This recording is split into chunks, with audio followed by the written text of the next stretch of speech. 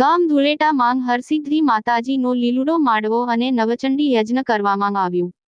સમગ્ર ગ્રામજનો નવચંડી અને લીલુડા માંડવાનું આયોજન કરવામાં આવ્યું. આ પ્રસંગે અતિથિ મહેમાન તરીકે ઉમરેઠના ધારાસભ્યના સુપુત્ર હર્ષદસિંહ બાપુ હાજરી આપી અને હરસિદ્ધિ માતાજીના આશીર્વાદ લીધા.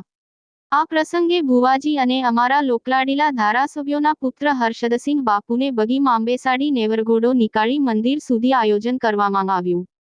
આ પ્રસંગે પ્રવીણસિંહ પરમાર અને એમના સાથી મિત્રો ગામજનો ભવ્ય ઉત્સવ કર્યો. આણંદ જિલ્લા બ્યુરો પંચાલ અલ્પેશભાઈ અરવિંદ સોલંકી રિપોર્ટર.